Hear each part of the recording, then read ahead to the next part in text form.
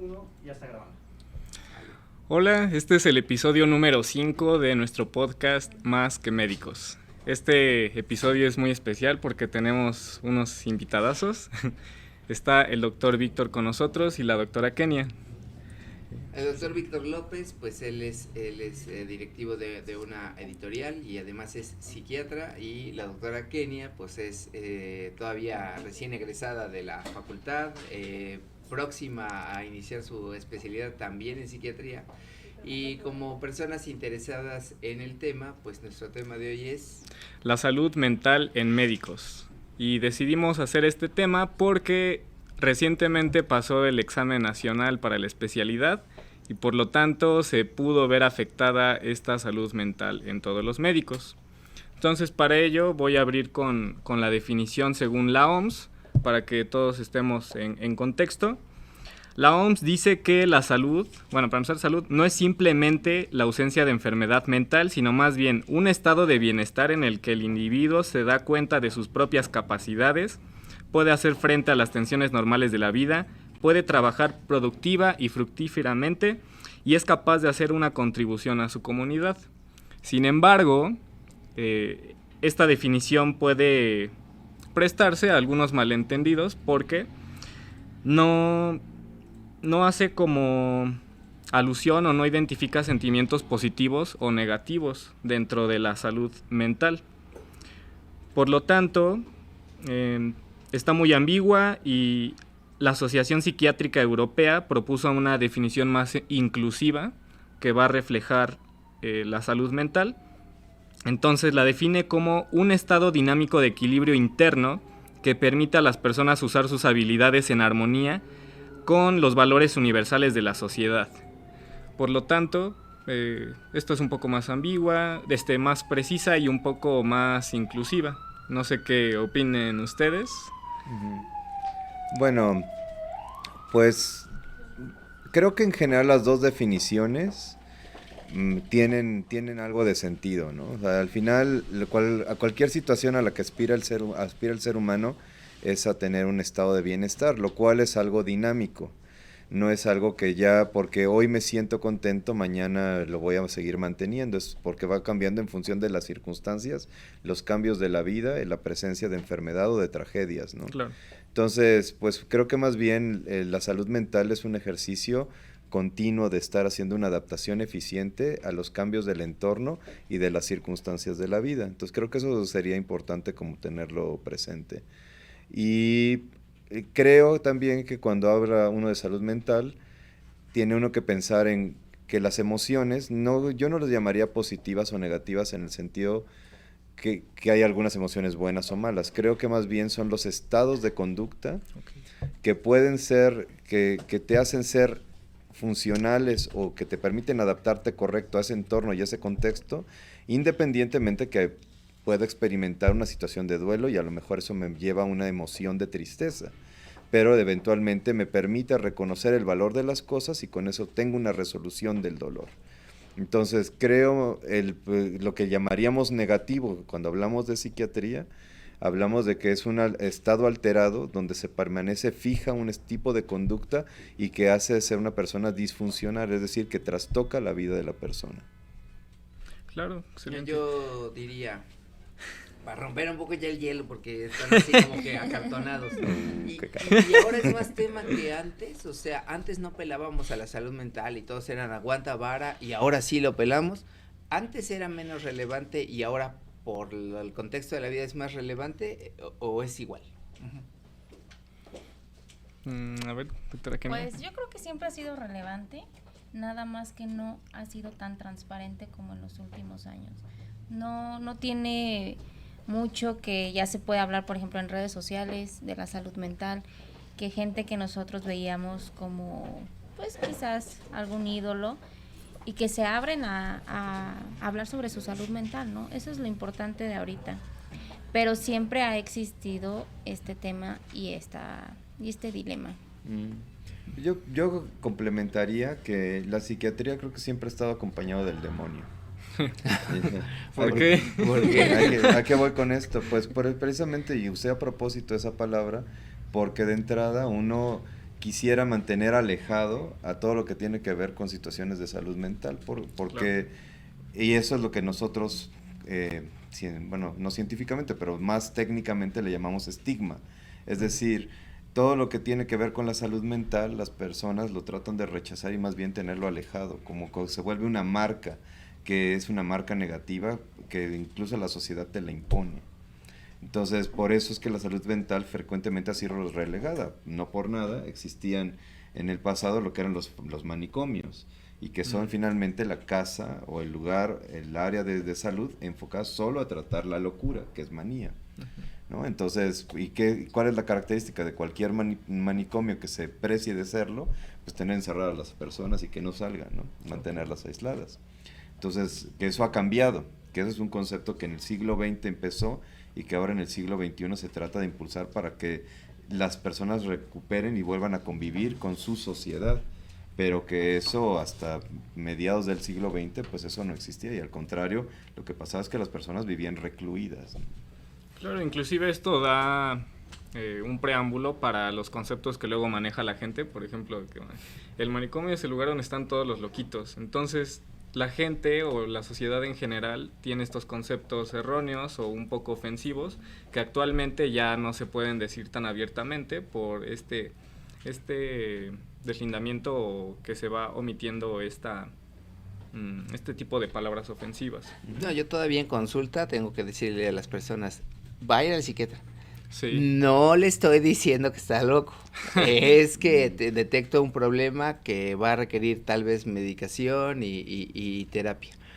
Yo daría palabra a ustedes como estudiantes, y si ven una inusitada prevalencia de problemas mentales en la comunidad estudiantil, en especial de médicos. Yo sí, siento que yo me acuerdo perfecto del primer día de mi escuela como Facultad de Medicina, que el director de la carrera nos dijo, no, pues no sé, entramos 700. Y al final no se gradúan todos, ¿no? Salen 380, 350, la mitad, cada vez menos. Ya no hay dinosaurios. Ya. Pero dijo algo como, pues unos se casan, otros se arrepienten, miles de cosas, o algunos se mueren. Y en ese momento yo dije, ¿qué? ¿Por qué se mueren, no? ¿Por qué se mueren? Y ya conforme fui avanzando más, me tocó muchas veces ver a mis compañeros que se suicidaban. Así, ahorita, en tu facultad, o sea, en tu momento. En mi con momento. Gente conocida, cercana. Sí, gente conocida, cercana. ¿Cuántos? Yo creo que mínimo 1 al año. O sea, 5, en 5 años, 5. Sí, yo muchas veces fui yo a... en mis tiempos, ni en toda mi carrera de facultad no viví uno solo. No, yo sí, todavía en el internado, en el servicio, y ya no tanto de mis compañeros, pero sí gente que conocía, también médicos ya pues establecidos, que ya tienen su especialidad, que ya tienen años ejerciéndola, también veía cómo se suicidaban. O sea, sin duda, de hablar de un suicidio es el evento máximo tal vez asociado a un desorden mental, o sea, pero dejando esos que son impactantes un poco de lado, ¿cuál sería la cotidianidad de otros padecimientos mentales a los que se ven sujetos o que sufre un estudiante de medicina? Es un trastorno de ansiedad generalizado, un trastorno depresivo mayor. Esos yo considero que son los más comunes en la comunidad médica. Pues yo pienso que, complementar lo que ustedes están diciendo, iría con la práctica médica. La práctica médica es una práctica de desgaste. Sí. Es decir, pues el mismo trabajo te lo impone, ¿no? Tienes guardias que te llevan a largas horas de fatiga, empiezas a acumular fatiga, largas jornadas de trabajo, a veces injusticias porque te quitan una guardia o te juntan horarios y te hacen quedarte más tiempo en el hospital, ¿no? En ocasiones también a veces maltrato y abuso psicológico por parte de los tutores, independientemente de mis habilidades para afrontar esas cuestiones. Entonces, si yo le sumo todo eso, pues las personas, digamos que el evento final pues puede caer en un desorden mental. Pero antes de eso podemos estar hablando de lo que es, y que lo vimos ahora, porque esto cuando lo estamos grabando, vivimos una época post-COVID. Entonces, nosotros esto que se conoce como el síndrome del quemado, el síndrome de burnout, que es una manifestación asociada a cinismo, fatiga y actitudes de despersonalización, pues es lo que más se presentaba en las áreas médicas. ¿Ya existía? Ya existía. ¿Las personas lo llegaban a presentar? Sí lo llegaban a presentar. Pero esto se incrementó con también fenómenos nuevos a los que nos vimos expuestos, como lo que se conoce como la lesión moral, que son los momentos de toma de decisión de parte de los médicos de decidir a quién se le daba el ventilador y a quién no. Okay. Sí, entonces esas decisiones son de vida o muerte, pero uno tiene que cargar con la culpa de haber tomado dicha decisión. Y luego a eso agrégale también la frustración del médico, donde se les rompe su fantasía, y perdón que lo diga así, pero el médico muchas veces piensa que es el salvador de la vida. Y no es el salvador de la vida. Hasta tienen capa y ahí están los memes y todo eso. Es que de verdad, sí, que lo digas así, a muchos no les va a gustar que no les digan que no son héroes. No son héroes. O sea, el heroísmo está en acompañar al paciente en el dolor. El heroísmo está en ser empático con la persona y poderlo acompañar incluso en los momentos finales de su existencia. Y el heroísmo está en siempre buscar la manera de que esa persona tenga una vida digna y un fin con dignidad. Pero la fantasía está en que uno le salva la vida. A nadie le va a salvar la vida, ni la mía ni la de nadie, porque yo también sé que voy a morir, porque somos mortales, y al ser mortales implica que todos vamos a fallecer. La única diferencia es que aquí el médico piensa que le salva la vida y lo que hace es alargar el tiempo de la existencia. Pero eso no lo sabíamos, eso porque nosotros no estamos pensando a largo plazo, solo vivimos en el momento. Y el COVID lo que te destapó es de que las personas se pueden morir y de manera rápida y ser seres frágiles. Entonces eso pues te cambia la perspectiva. ¿Qué implicó? Regresando al tema de la salud mental en los médicos, pues que me quita la sensación de tener poder o control sobre la enfermedad. Simplemente yo iba a la guardia y entonces estaban falleciendo, tenía que estar firmando más bien certificados de defunción, más que estar buscando alternativas de cura o de tratamiento. Entonces, pues eso para cualquier médico que lo que aspira es poder estar del lado de la vida, pues eso se perdía. Sí, retomando lo de las guardias, que son bastante, pues, desgastantes. Yo recuerdo que hace un año que estaba en mi servicio social, yo ya estaba a punto de tirar la toalla. Dije, no, medicina no es para mí, ya me quiero salir, ya me quiero ir a mi casa, porque estaba en un hospital rural y en los hospitales rurales las condiciones son aún más precarias que las que conocemos en la ciudad. Y pues sí tenía hostigamiento hasta del jefe de enseñanza, y recuerdo que hasta una compañera estaba gritándose con el jefe de enseñanza y los pacientes decían, ay, ¿qué onda con esos loquitos? ¿O qué les pasa a esos doctores? Y pues fue por este desgaste emocional, físico que nos obligaban durante las guardias, porque éramos solo 2 compañeros por guardia y muchísimas embarazadas. Uh-huh. Y como ustedes sabrán, las embarazadas requieren toda la atención del mundo, y pues sí nos llegó a tener, no sé, una eclampsia o preeclampsia con criterios de severidad. Entonces siempre estábamos como a las vivas, no podíamos permitirnos descansar tantito. Uh-huh. Y teníamos ese hostigamiento. Claro, pero ¿quién no recuerda también en sus guardias cuando, bueno, que a veces hasta como por deporte, ¿cuántos bateaste hoy? ¿No? Sí, digo, seando sinceros, ¿por qué? Porque lo que tienes a veces en los sistemas de salud, sobre todo públicos, pues estás sobresaturado de... Uh-huh. Entonces lo que tratas de hacer es distribuir la carga de trabajo, pero eso lo repercute al paciente, porque hay veces que sí es correcta una referencia hacia otra institución para complementar valoraciones y opiniones médicas, pero muchas veces por el desgaste uno quería estarse zafando de esa responsabilidad. Entonces, digo, son partes de la injusticia y del sistema, sí, ¿no? Pero que eso, inevitablemente, y regresando al tema de lo que hoy nos preguntaban de la salud mental y de la salud, y específicamente en los médicos, pues eso, si somos sinceros y hacemos un análisis realista de nosotros, pues en ocasiones también teníamos esas faltas, porque podíamos estar fatigados, porque podríamos estar irritados, porque a lo mejor ya lo único que quería uno es tener un momento de descanso. Entonces a veces uno toma esas decisiones, ¿no? Cierto. Pues, doctora Kenia, ¿cómo enfrenta uno desde tu punto de vista, este coqueteo así con el desbalance mental por todo lo que nos pasa, llámese las guardias, llámese NAN, llámese los abusos, etcétera, ¿cómo a usted, o igual Rodrigo, a su edad y a su entorno lo han manejado? Porque todos tienen una presión. Sí, yo creo que al principio a mí me costó muchísimo durante la facultad. No nada más por la carga de trabajo, pero también como que mucho hostigamiento o acoso de algunos profesores. ¿En qué sentido? Pues en todos, en todos los sentidos. Pero así mucho.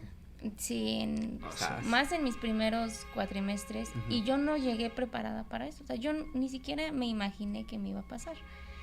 Yo no tengo ningún familiar médico, no, nadie del área de la salud, nadie que me pudiera haber dicho, mira, más o menos. Cuídate. Así, así son las cosas. Yo no tenía a nadie que me pudiera orientar, ¿no? Entonces yo llegué muy ingenua a pensar que todo era como en las películas, pero nada que ver. Y ya poco a poco, la verdad es que te juntas con personas, no precisamente del área de la salud, pero pues tus amigos, tu pareja, tu familia, que te ayuda a sobrellevar todo esto de una manera más sencilla, como lo decíamos ayer en la plática, ¿no? Es muy importante tu entorno y las personas de las que te rodeas para afrontar no nada más la carrera, todo lo que se viene después.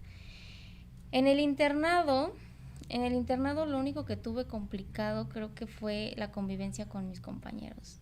Empezó todo muy bien y ya después como que son personas con las que convives todos los días, todo un año, se vuelven más tu familia, los ves más a ellos que a tu familia.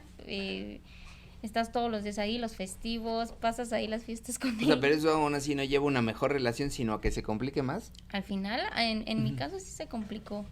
Empezamos muy bien, pero al final ya estábamos todos contra todos, ya estábamos hartos de la convivencia. Obviamente, pues cada quien con sus diferencias de cómo éramos, hasta en guardias, ¿no? Yo, por ejemplo, pues a mí me gustaba levantarme bien tempranito y bañarme y estar lista, ¿no? Y mi compañera todo lo contrario. Entonces estar sobre de ella, al final pues a ella no le tomaba importancia, pero pues a mí sí me desesperaba. Las formas de trabajar de cada uno pues son totalmente diferentes, pero eso siempre te va ayudando a crear tolerancia. Y alguna palabra que dijo el doctor hace rato que se me hizo muy importante es irte adaptando, ¿no? Vas creciendo y te vas adaptando a todo lo que va llegando en tu vida académica, profesional y personal. Y esa adaptabilidad es lo que te hace no salirte y irte completamente a un lado más tenso, más oscuro, ¿no? Super. Irte adaptando. No hay una receta fácil, obviamente esto es poco a poco. Y algo que ya después tuve, que fue hasta el servicio social, el acompañamiento del psicólogo y del psiquiatra, ¿no? Creo que nosotros como médicos... O sea, ¿pero por tu cuenta o alguien te lo no, por mi brindó? Cuenta. No, por mi cuenta. Ok. No. Pero creo que nosotros... O sea, no era parte de una evaluación de tu director de servicio, decir, vete a tal cosa, no, o sea, no. Tú solita. Sí, yo solita. Pero como médicos creo que a veces somos a los que más nos cuesta reconocer que estamos sufriendo, ¿no? No, nos queremos llevar hasta el límite, hasta el tope, hasta que te desbordas o que alguien más te lo dice, oye, ¿sabes qué? Ya te veo muy mal, ¿no? Exacto, buen punto, y bien curioso porque pues nosotros somos los que fomentamos la salud y somos los que más nos encerramos en la idea de no puedo, o sea, como soy médico no puedo tener depresión, como soy médico no puedo estar ansioso, y somos los que más lo tenemos. Sí. Eso está puntual. ¿Y tú qué onda con lo tuyo? Pues a mí me pasó al contrario. Cuando entré a la carrera, pues todo iba muy bien, me gustaban las clases de anatomía, de fisio, todo. Hasta que me topé con el internado, con las guardias. A mí, o sea, en el internado me di cuenta que las guardias no son para mí y dije, no, yo no soy para esto. Y en el servicio lo recalqué. Entonces, ahí en el servicio fue cuando pues ya pude acudir también al psiquiatra porque sí, ya les comentaba hace rato, ya estaba a punto de tirar la toalla y fue cuando, pues ahí sí fue un mal psiquiatra porque en la consulta le estaba diciendo todo lo que sentía, o sea, le dije cómo estaba en ese momento y me dijo, ay, todos pasamos por eso. No tienes por qué quejarte si yo también pasé por eso y así como tú hay muchos. Entonces me sentí como pues menospreciado y no sentí que se me tomó la importancia de vida y bueno, o sea, lo dejé pasar, retomé mis actividades y pues como dice Kenia, me puse como al límite, o sea, ya los últimos meses de esa rotación del hospital rural ya estaba con burnout, yo siento que a lo mejor estaba en un trastorno depresivo, no sé, pero sí, o sea, sí me marcó bastante, pero por lo mismo, de que me llevé al límite y no, o sea, no lo supimos sobrellevar porque otros compañeros creo que estaban aún peor y pues no sé, o sea, yo siento que falta mejorar mucho eso. Rescato eso que dices, doctor Víctor, ¿y cómo reconocer datos de alarma para los chicos o para los otros profesionales como nosotros? Porque ellos tienen además una familia, unos hijos, unas deudas. ¿Cómo reconocer? Y como dijo Kenia, no ser orgullosos, yo puedo, yo me aguanto y después te desbordas y caes. ¿Cómo hacer eso? ¿Qué serían los puntos? Bueno, yo creo que lo fueron diciendo y pues, si hacemos un poco de memoria de cómo vivimos estos últimos 2 años cuando estuvimos en la pandemia, creo que podemos perfectamente entender y ubicar estos manifestaciones. ¿Y cuáles son? Una, la sensación de fatiga, ¿no? La sensación de que ya me está costando más hacer las cosas, la sensación de que me falta energía para poder acabar mis actividades, la sensación de pesantez al momento de cada día, es decir, en vez de estoy disfrutando lo que hago, me estoy sintiendo cada vez más agotado y con menos energía para poder hacer mis labores diarias. Creo que ese es un primer punto. El segundo, ¿qué tan hostil estoy con los demás? Es decir, si yo estoy muy irritable, si fácilmente exploto, si soy poco tolerante a la crítica y me vuelvo ofensivo con otras personas, pues también tendrías que evaluar que a lo mejor es parte de eso mismo, ¿no? Porque cuando uno se siente rebasado, pues hay muchas formas de poderlo manifestar. A veces me alejo, me aíslo, pero otras veces reacciono de manera hostil hacia las otras personas. Agresividad, hostilidad, excesiva fatiga. ¿Otra? Y la otra, de ya no poder estar expresando de manera abierta mis emociones. Bueno, más que expresando de manera abierta mis emociones, creo que la palabra sería realmente estar reaccionando emocionalmente a las cosas. ¿Qué significa? Cuando uno ya se siente aletargado, apagado, pues ya uno incluso se vuelve como apático, ya ni siquiera uno reacciona con felicidad o con enojo o con tristeza, sino que uno ya más bien está como si fuera un autómata, quisiera ponerlo así. O sea, como que ya estás en automático, como un robot, y que ya no te sabe la vida. Vives más bien como si estuvieras siempre en el mismo estado emocional. No tienes esa belleza de lo que son las emociones que te dan una gama de experiencias y que te hacen vivir y disfrutar de las experiencias de la vida. Entonces creo que esos serían los primeros datos de alerta para pensar en que estás cayendo en ese burnout, y que eventualmente, si esto se sigue agravando, pues sí te puede llevar incluso ya a desarrollar un trastorno ya franco de depresión, que ya son síntomas mucho más graves, donde puede haber alteraciones del sueño, alteraciones en el apetito, en estado emocional donde no hay sensaciones de tristeza o de desesperanza, ¿no? Que eso ya es algo mucho más profundo y que aparte se mantiene por largo tiempo, ¿no?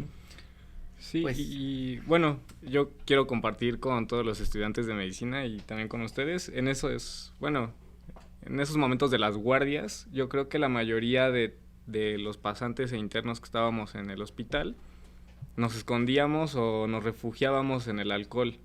O sea, yo creo que tomábamos diario, o sea, yo creo que sí, o sea, no o sea, tanto. Qué fuerte, pero pues también es cierto, ¿no? Sí. Va a decir, ay, no digan eso. Ajá, y no tanto así que nos pusiéramos unas borracheras, pero sí unas 2, 3 cervezas y ya se empezaba a hacer costumbre hasta que llegó un punto en el que dijimos, no, ¿qué onda? O sea, de los 8 pasantes que estamos acá, los 8 estábamos tomando y ya es diario. O sea, ¿eso también puede ser un signo de alarma o claro, cómo? Pues bueno, lo que pasa, y específicamente hablando del alcohol, para los que no son médicos, en los que nos están escuchando, el alcohol tiene ciertas propiedades que reducen los estados de ansiedad. Okay. Entonces, a veces de manera empírica, las personas llegamos a utilizar alguna sustancia porque nos alivia, al menos temporalmente, algún tipo de mezcalito. Sí, digo, si te acuerdas con la angustia que tienes, ay, es que quiero hablarle a esa chava o ese chavo, bueno, sobre todo los hombres, es algo muy común, la clásica frase, voy a agarrar valor, y se echan su trago, ¿no? Entonces, en esa imagen clásica, lo que estás tratando de reflejar es que el alcohol efectivamente tiene unas propiedades que me ayudan a reducir el nivel de ansiedad. Obviamente, a mayor nivel de consumo, más me duermo, más me aletarga, ¿no? Pero tiene esa propiedad inicial. Entonces, si yo estoy viviendo altos niveles de angustia o de preocupaciones, por lo que ahora tú nos compartías y que lo aprecio mucho, lo que manifiestas en la mesa, que no es algo sencillo porque hay que tener valor para ello, pues no es fácil. Entonces uno pues se acompaña de sustancias, y hay algunas sustancias, y digo, los que alguna vez han hablado con algún drogadicto, yo creo que van a darse cuenta que incluso ellos creo que son los mejores libros de farmacología, porque hasta o sea, tanto saben. Han probado que ellos luego reconocen hasta los efectos de cada una de las sustancias que consumen, ¿no? Sí, claro.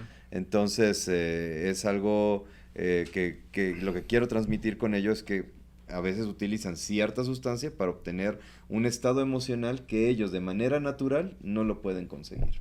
¿Y ahí qué opciones tienen las personas para evitar esas sustancias o esos? Bueno, en el tema es que la sensación de ansiedad muchas veces tiene que ver con sentirse atrapado, ¿no? No sé si se imagínense en este momento a una ratoncito que está en una jaula, y esos no pueden salir, se le tiene que pasar dando vueltas en la rueda, ¿no? Entonces, cuando uno está viviendo un estado de ansiedad como los que ustedes nos estaban compartiendo, tú estás atrapado en un servicio social, en un entorno donde es agresivo, donde es devaluador, donde es hostil. Físicamente alejado, o sea, no está cerca de tu casa, exacto, no está cerca de nadie, ¿no? Ese es otro exacto. factor. Entonces, la respuesta obvia sería, ¿cómo me lo quitaría? Pues saliéndome de ese entorno, ¿no? Entonces, pero no lo vas a hacer, no, porque si lo dejas, pierdes tu carrera, dejas tus sueños, etcétera. Entonces, ahí es donde tienes que empezar a tener mayores habilidades de afrontamiento. Y las habilidades de afrontamiento implican, uno, entre las situaciones que hablábamos hace un rato antes de entrar a esta conversación, es empezar a identificar primero qué cosas puedo controlar y qué cosas yo no puedo controlar, y hacer un análisis claro de ello. Y después de eso, sobre lo que sí puedo controlar, que puedo modificar para que se reduzca esa tensión en el entorno. Y ahí puedo hacer modificaciones, a lo mejor en cómo trato a las personas, en mis horarios de descanso, o el tipo de actividades que puedo modificar, y esas son acciones que puedo implementar de manera directa en ese instante. Ahora, si hay cuestiones que me tengo que defender, por ejemplo, donde yo pueda reportar y hay un soporte por parte de la institución para autoridades que sean abusivas, pues también tengo que reportarlo para poder defenderme y proteger. Y esas son acciones que son de defensa personal. Y entiendas esto, que hay que ser muy importante. Uno tiene que aprender a defenderse. La vida, como tomando lo que decías hace rato, como tú decías, cuando estaba en el aula todo es bonito, pues sí, porque sí. Y aún así puede ser medio hostil, pero cuando sales a la vida, pues la vida no es sencilla. Y en el sentido que no es sencillo, pues te vas a topar con gente que hay de todo, y algunas de ellas pueden ser abusivas. Entonces tienes que aprender a defenderte, tienes que utilizarlo con ello, y también tienes que ser responsable de las decisiones que tomes.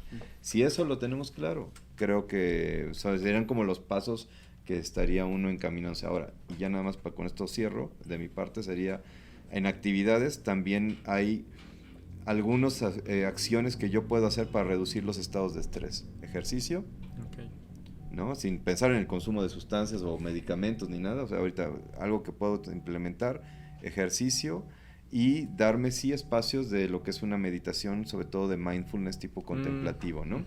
Pero ejercicio es fundamental, porque el ejercicio, además de darme efectos endorfínicos, también me permite controlar lo que son los latidos cardíacos.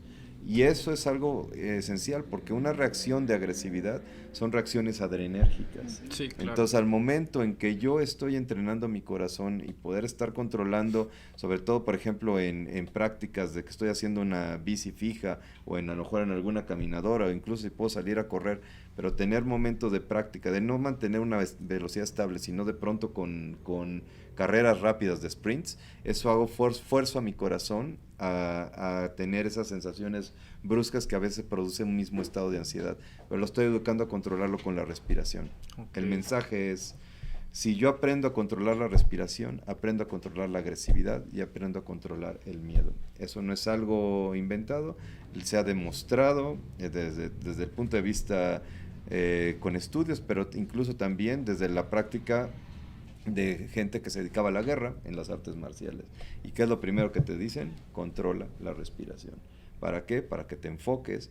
¿Para qué? Para que no estés con agresividad, para que te enfoques al combate y que también puedas estar dispuesto a mantener ese espíritu de lucha y no ese espíritu de miedo.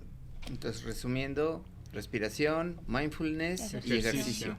Yo tengo dos preguntas. Y control del entorno externo, o sea, todo lo que puedas influir sobre el entorno para reducir las cargas de estrés es algo esencial. Vale.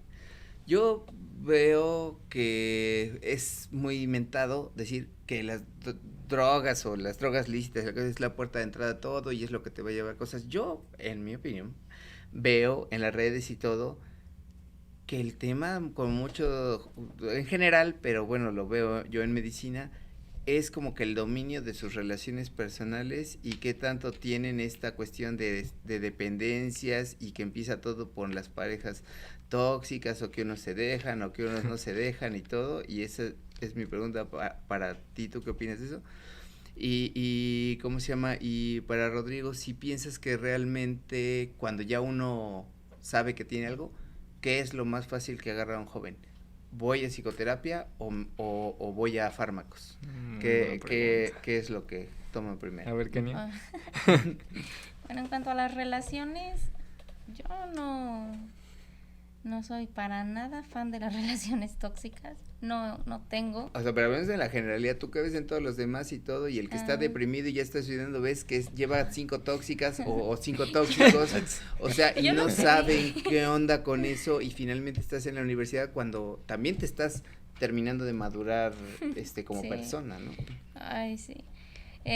Algo que me causó mucha impresión ahorita en mi etapa de prepararme para el nacional, pues la verdad es que conocí mucha gente que no hubiera conocido si no hubiera sido por el examen.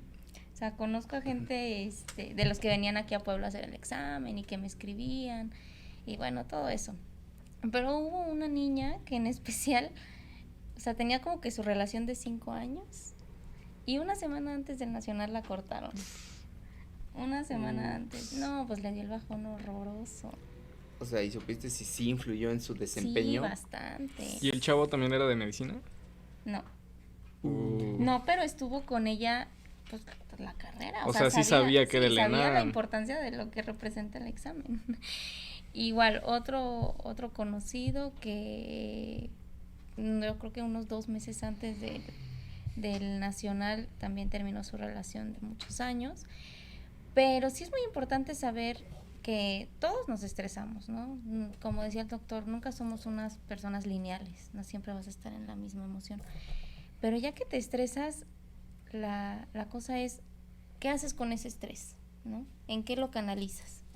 Tu estrés lo vas a canalizar en sustancias, tu estrés lo vas a canalizar en ejercicio, entonces es muy importante saber eso, ¿no? El sentimiento que tú tienes no es algo raro, muchos lo experimentamos. ¿Y si lo canalizas en estudio y te vuelves workaholic? Exacto. Bueno, sí, también. Este amigo mío que terminó 2 meses antes con su novia, al contrario, o sea, en vez de irse para abajo, utilizó todo eso motivación para motivarse y ponerse a estudiar disciplinadamente y tuvo un buen resultado en el nacional, ¿no? O sea, son como los dos espectros. Entonces la cosa es, ¿qué haces con ese estrés? ¿Hacia dónde tú lo pones? ¿Hacia dónde tú lo canalizas? ¿No? Está, pues los de las relaciones que les dan tanto peso, pues manéjenlas bien, ¿no? Sí. O sea, a su favor siempre. ¿Y lo otro? ¿Me repite la pregunta cuál era? Sí, ya total, tú te sientes mal, un joven o un médico, Sí. ¿se va a la psicoterapia o a la ayuda grupal o se va a los fármacos? Más que fármacos, yo creo que sustancias. O sea, y principalmente, o sea, he visto en varios estudiantes de medicina que querían, pues, estudiar un poco más concentrados. Pues sí, ya se introducían otro tipo de sustancias estimulantes. Y pues sí, o sea, yo los veía ya todos desvelados, pero se veían con mucha energía. Por otra parte, algunos compañeros tomaban metilfenidato para estudiar, súper de moda. sí. Súper. O anfetaminas. Y también otra gran parte se escudaba desde la universidad en el alcohol. Pues las famosas reatas que están ahí junto a la facultad. Híjole. ¿Cómo, Además, o sea, porque el problema de salud mental es social, ¿no? Sí. O algo así, o sea, porque... Eso y el cigarro. También el El cigarro. Así, pero machín, o sea, de una cajetilla, así, Sí. todo. Yo no fumo, nunca he fumado, Pero pero es que cada sustancia, si uno estudia la sustancia, tiene Sí. efectos. Y esos efectos, pues es lo que persiguen. Que te haces asiduo a los efectos. Exacto. Entonces, y al momento que desarrollas tolerancia, pues buscas aumentar la dosis para que con eso vuelvas a obtener el efecto deseado que estás buscando en dicha sustancia.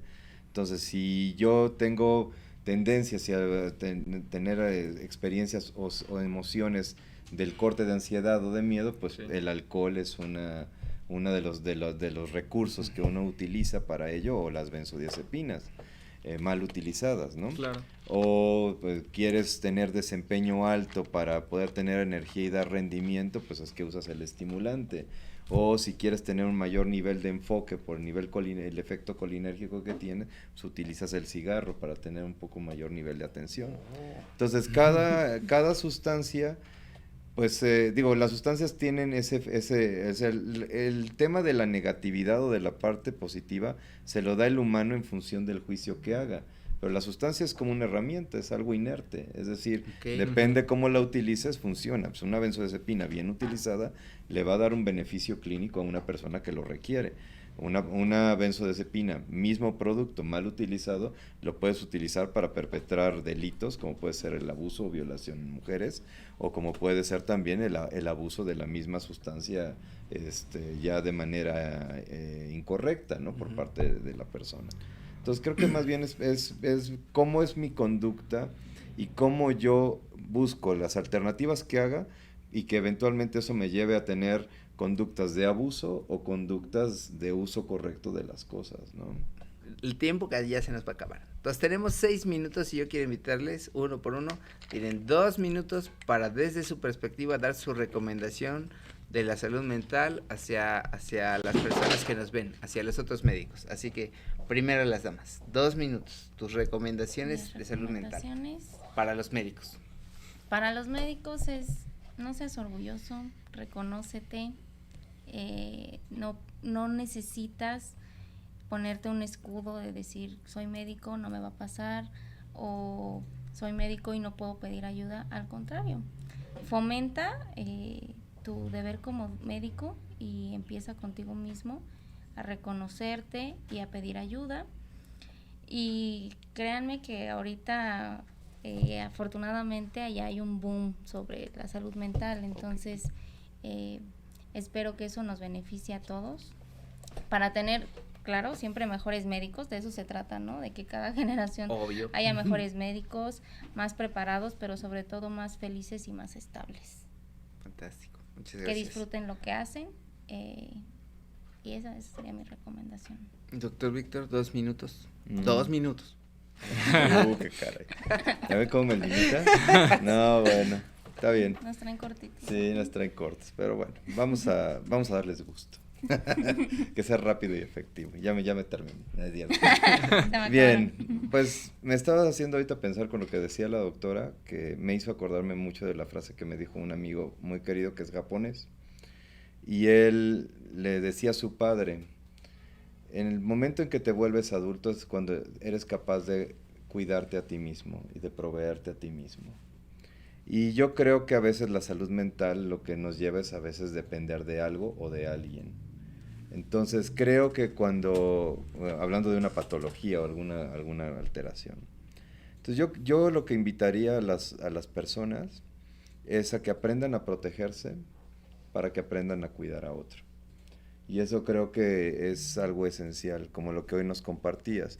Aprendo a protegerme en un entorno difícil y eventualmente seré capaz de cuidar a otros, porque creo que nuestra responsabilidad o una de nuestras responsabilidades como médicos es en alguien que sufre y que el dolor paraliza, que el dolor te puede llevar a una situación de indefensión.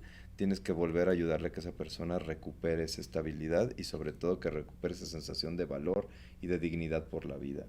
Y por consiguiente, si yo no lo sé hacer o yo no lo he vivido, ¿cómo puedo yo ayudar a otro para eso?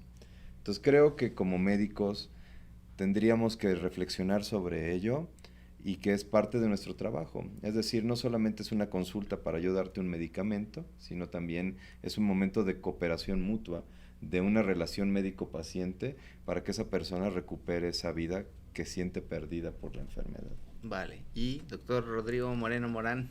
Pues sí, mi recomendación para todos los médicos y alumnos es que sepan por qué están estudiando medicina, no simplemente por estar salvando vidas. Deben definir qué es lo que quieren a futuro. Quizás ahorita puedan estar pues de una manera desconcertados o no sepan bien qué quieran después, pero sí sepan por qué están en la carrera. Y otra recomendación, y como ya lo habíamos mencionado, tengan a su red de apoyo. Puede ser su familia, pueden ser amigos de la facultad, amigos del hospital. Inclusive hay una norma en la que luego se nos capacitaba en el internado en la cual nos hablaba de la red de apoyo. Entonces, si ya las instituciones las están pues dando como clase, es muy importante tener esta red de apoyo. Otra recomendación es que, pues, aparte de que estén estudiando, dense un tiempo para hacer ejercicio, para el mindfulness, como dice el doctor Víctor. Inclusive hay una serie en Netflix que se llama Home Meditation, que yo considero que es muy buena, a mí me ha servido. No sabía. Y pues sí, hay varios ¿no? episodios y pues vaya, esas son mis concisas recomendaciones. Buena Y herramienta. un tip extra rápido, además de, bueno, las series son siempre muy interesantes. Sí. Quien tenga la posibilidad también de utilizar algunas de las apps y sobre todo los jóvenes que luego les gusta tener apps, hay una aplicación que se llama Down Dog, o que esa tiene yoga o tiene actividades de HIIT, o si tienen incluso la posibilidad de una renta o que a lo mejor por una cuenta familiar tengan, por ejemplo, el Fitness Plus. También ahí hay unas rutinas, si no saben cómo hacer este tipo de preparación cardiovascular, ahí hay muchísimas técnicas y sesiones de, por ejemplo, en bici fija, en caminadora y en otros aparatos para poder lograr ese condicionamiento y fortalecer a su corazón para tener mejor manejo del estrés. Pues a nombre de nuestro podcast de Más que Médicos, les agradezco a los que nos escucharon, primero pues su amabilidad y que les haya gustado, y a la doctora Kenia, recién egresada, recién enana, futura psiquiatra, te deseamos lo mejor, gracias por tus opiniones, y doctor Víctor López Suero, también psiquiatra, pues les agradecemos sus contribuciones al podcast. Pues sí, les quiero agradecer también por su tiempo, porque, o sea, tanto a los espectadores como a ustedes, porque, bueno, a los espectadores porque nos están dando ese tiempo que ya lo deciden ellos, y por otra parte ustedes por darnos estos consejos, esta plática que fue muy amena y yo sé que les va a servir a todos los estudiantes y a todos los médicos en general. Pues denos opiniones, eso es el valor, pongan abajo sus opiniones, compártanlo si les gusta, si no les gusta, como gustó, dice Rodrigo, denle dislike, no importa, pero pélenlo, ¿no? Sí. Y pues muchas gracias. Gracias por la invitación. Un aplauso de cierre. Nos vemos pronto.